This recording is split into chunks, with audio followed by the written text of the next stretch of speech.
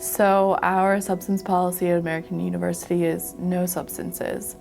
So we don't have any tobacco on campus, any alcohol, any drugs.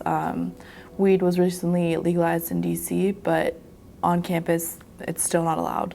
I would say, it's pretty strict. They don't tolerate any deviance from that rule. When it comes to the policy of having illegal substances or alcohol in the dorms or on campus, it's a zero tolerance policy.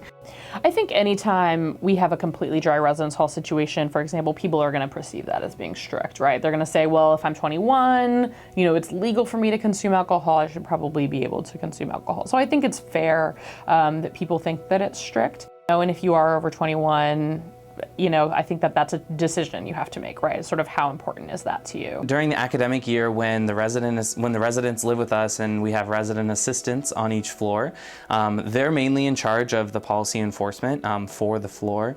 So every single night there's a resident assistant on duty who conducts community walks through the buildings. And if they encounter any policy violations, they confront them there.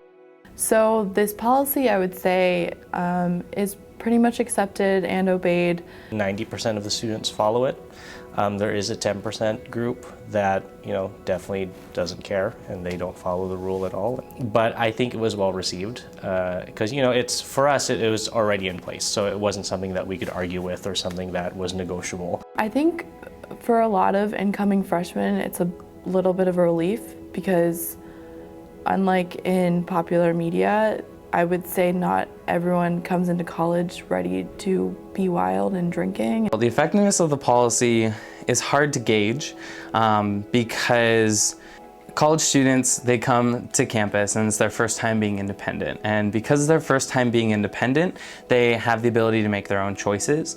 And a lot of students are restricted at home. They have more restrictive rules and regulations at home. And so they come here and they find themselves getting into a whole heap of trouble. So I think the ban has a mixed response. We have students who come here because of the dry campus, because they want to focus more on academics and excelling and exceeding at their internships. And those students who come here and don't partake in that culture do exceedingly well. But then we have students who come here and they want a college experience, and unfortunately so often hand-in-hand college experience comes with alcohol consumption and alcohol abuse, and partake in that, and they find ways to make it happen either way. In aspects such as like student health, I'm sure it helps much more that we don't have those activities allowed on campus.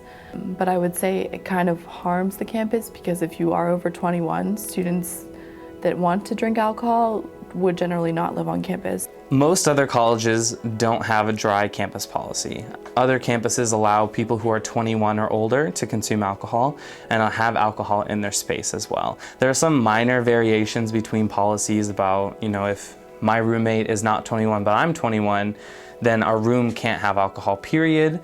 There's just a bunch of other stipulations and regulations. But as far as AU's policy states, you cannot consume, possess, sell, or manufacture alcohol on campus.